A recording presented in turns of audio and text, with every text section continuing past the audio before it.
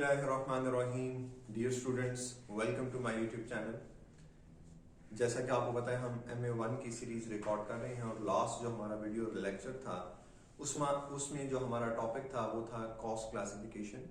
और उसमें हमने एक स्पेसिफिक एरिया देखा था, वो क्या था, कॉस्ट बिहेवियर देखा था कि बिहेवियर की वजह से कॉस्ट में क्या क्या चेंजेस आती हैं। जिस तरह हमने वेरिएबल कॉस्ट की बात की थी, फिक्स कॉस्ट की बात की थी, सेमी वेरिएबल की बात की थी और स्टेप फिक्स कॉस्ट की बात की थी। आज हम बाकी कॉस्ट क्लासिफिकेशन क्या होती है, क्यों करते हैं और कॉस्ट क्लासिफिकेशन कैसे कैसे होती है, आज की वीडियो का हमारा टॉपिक है। सबसे पहले बात करते हैं कॉस्ट क्लासिफिकेशन की। कॉस्ट को हम क्लासिफाई क्यों करते हैं? अगर हमारी एक कॉस्ट लग गई है तो उसको हम क्लासिफाई क्यों कर रहे हैं? हम उसका बिहेवियर क्यों देख रहे हैं, हम उसकी नेचर क्यों देख रहे हैं? तो इसकी क्या रीजन क्या है? देखें, हमने जो मैनेजमेंट है इसने बहुत सारे डिसीजंस लेने हैं। इसी तरह हमने एक्सटर्नल रिपोर्टिंग भी करनी है, उसके लिए हमें कॉस्ट का एनालिसिस पता होना चाहिए। हमने प्रोडक्ट बनाई, हमें पता होना चाहिए कि ये जो हमारी एक्स अमाउंट है, ये जो कॉस्ट लगी है, ये प्रोडक्ट को चार्ज करूं या मैं इसे एक्सपेंस को रिकॉर्ड करूं, एक्सपेंस को चार्ज करूं। तो ये जो हम कॉस्ट का एनालिसिस करते हैं, ये जो हम पैटर्न देखते हैं, हम लॉजिकल पैटर्न्स देखते हैं ताकि हमें ये इस एनालिसिस से हम बेहतर डिसीजंस ले सकें। तो ये क्या है कॉस्ट क्लासिफिकेशन? तो कॉस्ट क्लासिफिकेशन में सबसे पहले अगर मैं बात करूं क्लासिफिकेशन बाय फंक्शन, या इसको हम कहते हैं रिस्पॉन्सिबिलिटी। रिस्पॉन्सिबिलिटी भी कहते हैं और फंक्शन भी कहते हैं। Analysis of cost by its function. अब फंक्शन क्या क्या है? अगर आप एक ज़हन में आप एक ऑर्गेनाइजेशन को लेके आए तो उस ऑर्गेनाइजेशन के क्या क्या फंक्शंस हो सकते हैं? तो हमने बात की ऑर्गेनाइजेशन में डिफरेंट आपके पास फंक्शंस हैं, जिसमें एक क्या है, सेलिंग है, इसी तरह मैन्युफैक्चरिंग हो सकता है, इसी तरह मार्केटिंग हो सकता है, इसी तरह मैन्युफैक्चरिंग है, डिस्ट्रीब्यूशन है। ये सारे फंक्शंस हैं। हम कॉस्ट को क्लासिफाई कर सकते हैं बाय फंक्शन। अगर हम ये देखना चाहते हैं कि हमने मार्केटिंग कितनी की, तो हम डिसीजन लेना चाह रहे हैं आने वाले साल में हमारी मार्केटिंग या ये मार्केटिंग करके हमने कितने कस्टमर, कितनी सेल्स अचीव की है। आने वाले साल में क्या हमारी मार्केटिंग कॉस्ट काफी है या इसको हमने इंक्रीज करना है या डिक्रीज करना है। तो ये डिसीजन मेकिंग में हमें इस कॉस्ट का एनालिसिस होगा। लेट्स सपोज अगर आपको पता चले कि एक ऑर्गेनाइजेशन है, उसकी बहुत सारी इकट्ठी टोटल कॉस्ट पता चल जाए, तो आप क्या डिसीजन लेंगे? आप डिसीजन नहीं ले सकते। तो हमने क्या कहा, कॉस्ट की क्लासिफिकेशन कैसे हो सकती है? बाय फंक्शन हो सकती है। और वो फंक्शन क्या है? वो देखें, हर मैनेजर की डिफरेंट रिस्पॉन्सिबिलिटी है, तो हम इसको रिस्पॉन्सिबिलिटी, इसको हम क्या कह सकते हैं कि एनालिसिस बाय रिस्पॉन्सिबिलिटी। तो हम जितने भी एक ऑर्गेनाइजेशन में जितने भी फंक्शंस हो रहे हैं उनके मुताबिक हम उस कॉस्ट को, उसके पैटर्न को, उसको हम क्या कर रहे हैं, एनालिसिस कर रहे हैं, हम उसको ब्रेक डाउन कर रहे हैं। ठीक है, होपफुली आपको ये बात समझ आ गई होगी। जिस तरह मैंने कहा, सेलिंग है, डिस्ट्रीब्यूशन है, सेलिंग एक्सपेंस है, डिस्ट्रीब्यूशन एक्सपेंस है, रिसर्च एक्सपेंस है कि हमने इस साल कितनी रिसर्च की, रिसर्च पे कितना पैसा लगाया, इसी तरह मैन्युफैक्चरिंग के अंदर कितना पैसा लगाया, इसी तरह एडमिनिस्ट्रेशन हमारी कॉस्ट कितनी है, ताकि हम उसे पिछले साल से भी कंपेयर कर लें और आने वाले साल के लिए भी हम क्या कर लें, हमें पता चल जाएगा, हमारी डिसीजन मेकिंग में हमें फायदा मिलेगा। इसी तरह एक और कंसेप्ट जो इस चैप्टर में डिस्कस किया गया वो है product cost and period cost. Product cost और दूसरा पीरियड कॉस्ट। प्रोडक्ट कॉस्ट क्या है? कहते हैं product cost the cost of making और buying an item of inventory. खरीदने या बनाने की, इन्वेंट्री को खरीदने या बनाने की जो कॉस्ट है वो क्या है? Product cost. और पीरियड कॉस्ट क्या है? जो एक पीरियड में, जो प्रोडक्ट से रिलेटेड नहीं है, जो एक पीरियड की कॉस्ट है, normally which is fixed cost, वो हमारे लिए क्या होगी? वो हमारी प्रोडक्ट कॉस्ट नहीं है, वो हमारी पीरियड कॉस्ट है। इसकी क्लासिफिकेशन हमें जरूरत पड़ती है जब हम आगे चल के मार्जिनल कॉस्टिंग और अब्जॉर्प्शन कॉस्टिंग को देखेंगे, जो वो कह रही होती है कि आपने पीरियड कॉस्ट को एक्सपेंस बनाना है और प्रोडक्ट कॉस्ट को आपने यूनिट्स में अब्सॉर्ब करना है। तो ये कंसेप्ट क्या है? प्रोडक्ट कॉस्ट क्या है?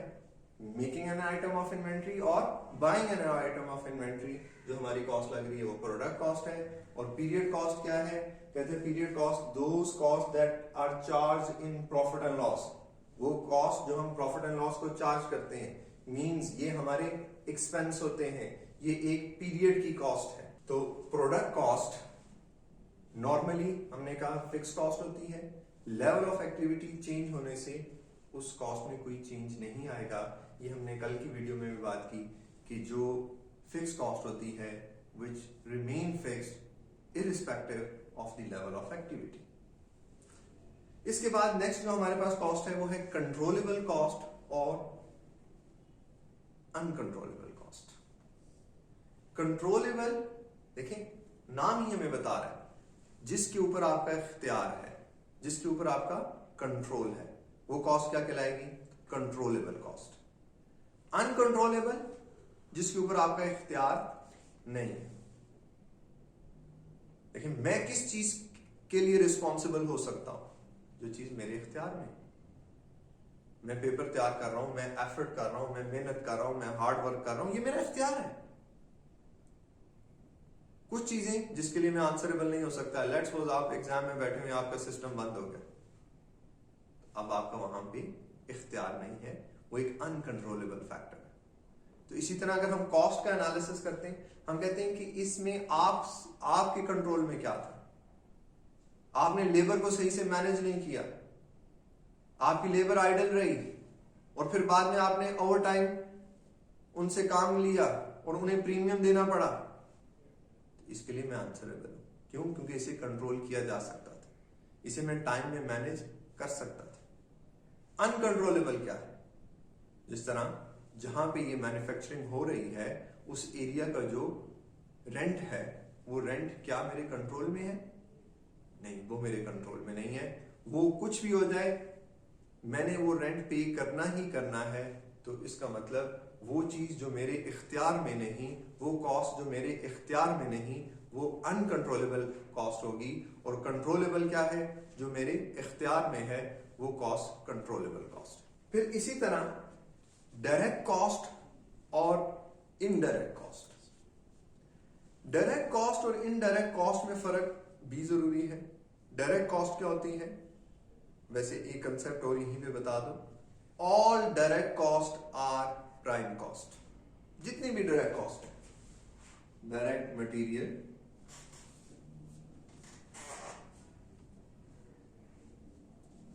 डायरेक्ट लेबर,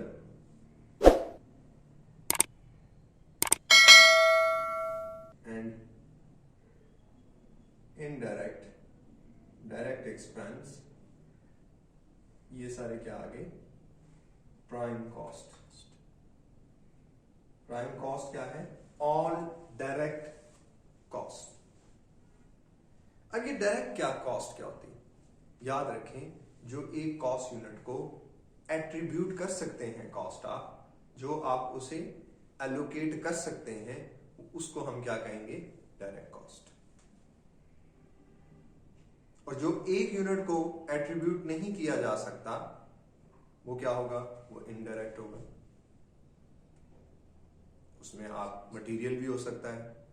आप एक चेयर बना रहे हैं, उस चेयर के अंदर आप लेट्स सपोज वुड यूज कर रहे हैं, तो आपको पता है कि इसमें कितनी वुड इस्तेमाल होती है एक चेयर में, तो क्या है? डायरेक्ट। उसमें आप ग्लू यूज कर रहे हैं, उसमें आप कील यूज कर रहे हैं, तो वो एक यूनिट के लिए एट्रीब्यूटेबल नहीं है। तो वो आपका मटेरियल तो है, बट वो कौन सा मटेरियल है? वो इनडायरेक्ट मटेरियल। डायरेक्ट मटेरियल क्या है?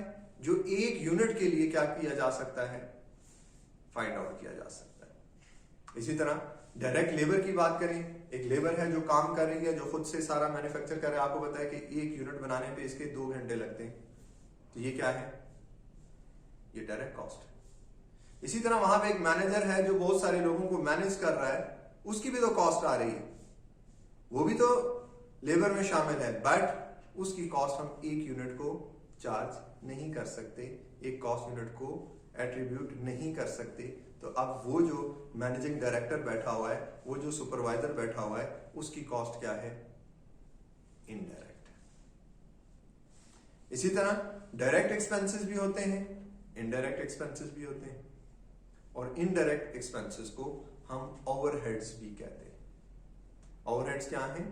Indirect expenses. तो आपको ये बात भी समझ आ गई कि क्लासिफिकेशन कैसे हो सकती है, डायरेक्ट इनडायरेक्ट की फॉर्म में, कंट्रोलेबल अनकंट्रोलेबल की फॉर्म में। कल की वीडियो लेक्चर में हमने बात की थी behaviour, variable, fix, semi variable, step fix की फॉर्म में। फिर हमने स्टार्ट में बात की फंक्शन की फॉर्म में। और ये कॉस्ट क्लासिफिकेशन क्यों होती है, हम क्लासेस के अंदर क्यों डालते हैं इन्हें? ताकि हम बेटर एनालिसिस कर सकें, हम बेहतर डिसीजन ले सकें। फिर इसी चैप्टर के अंदर एक और चीज जो डिस्कस की गई वो है रेंज ऑफ एक्टिविटी। तो रेंज ऑफ एक्टिविटी क्या है कि ये वो हायर और लोअर लेवल है जिसके दरमियान आप कॉस्ट का एनालिसिस कर रहे हैं कि 10,000 यूनिट, 0 से 10,000 के दरमियान जो मेरी कॉस्ट लगेगी वो कितनी है। तो इसका जो एनालिसिस है, ये जो रेंज है, इसे हम क्या कहेंगे? Range of activity. तो इस चैप्टर के अंदर जो कैपलन की बुक का 3rd चैप्टर है, जो कॉस्ट क्लासिफिकेशन की बात करता है, जो आपको आगे चल के, जिस तरह मैंने कहा अब्जॉर्प्शन मार्जिन के अंदर आपने पीरियड और प्रोडक्ट कॉस्ट को देखना है कि पीरियड कॉस्ट मार्जिनल कॉस्टिंग क्या कहती है, एब्जॉर्प्शन कॉस्टिंग उसके बारे में क्या कहती है। फिर हमें पूरा, जैसे ही हम बाय नेचर की बात करें तो हम कॉस्ट को क्या एनालिसिस कर सकते हैं? बाय नेचर भी। नेचर क्या है? मटेरियल पे कितना लग रहा है, लेबर पे कितना लग रहा है, हमारे एक्सपेंसेस पे कितना लग रहा है, ताकि जब भी हमने मैन्युफैक्चरिंग कॉस्ट या प्रोडक्शन कॉस्ट निकालनी है तो हम देखेंगे कि इसमें से डायरेक्ट कितनी है, इनडायरेक्ट कितनी है, मटेरियल की कितनी है, लेबर की कितनी है। और अगर आप देखें कि आने वाले चैप्टर्स आपके क्या हैं, आने वाले चैप्टर मटेरियल का चैप्टर है जिसमें आप तमाम कॉस्ट मटेरियल की देखेंगे। तो ये क्लासिफिकेशन कैसे है? ये क्लासिफिकेशन बाय नेचर है कि एक नेचर है, जो कॉस्ट है उसकी नेचर क्या है? वो मटेरियल की कॉस्ट है। उसमें आप डायरेक्ट क्या है, इनडायरेक्ट क्या है। इसी तरह आप आने वाले लेक्चर्स में आप लेबर को देखेंगे, आने वाले जो लेक्चर्स हैं उसमें आप ओवरहेड्स को देखेंगे। फिर हम उन ओवरहेड्स को कैसे ट्रीट करते हैं, मार्जिनल में कैसे ट्रीट करते हैं, एब्जॉर्प्शन में कैसे ट्रीट करते हैं। तो इसी चैप्टर की बेस पे आने वाले आपके कई चैप्टर्स डिपेंड कर रहे हैं। तो उम्मीद है कि आपको आज के जो वीडियो लेक्चर है जिसमें हमने कॉस्ट क्लासिफिकेशन की बात की, ये समझ आया होगा। और अगर कोई बात आपको जो है वो समझ नहीं आई तो आप कमेंट कर सकते हैं, क्वेश्चंस पूछ सकते हैं। और इंशाल्लाह अब नेक्स्ट जो हमारी वीडियो होगी वो हमारा नेक्स्ट टॉपिक होगा। जिस तरह अब हम डेली बेसिस पे एक वीडियो अपलोड कर रहे हैं, आपकी MA1 की डेली बेसिस पे वीडियोस भी अपलोड करेंगे। और फिर इसके बाद हम क्वेश्चंस को भी जरूर देखेंगे, जिसमें किट के क्वेश्चंस हैं, पास पेपर्स के क्वेश्चंस हैं, एग्जामिनर की अप्रोच क्या है, वो सारी बातें इंशाल्लाह आने वाली वीडियोस में हम करते रहेंगे। अस्सलाम वालेकुम।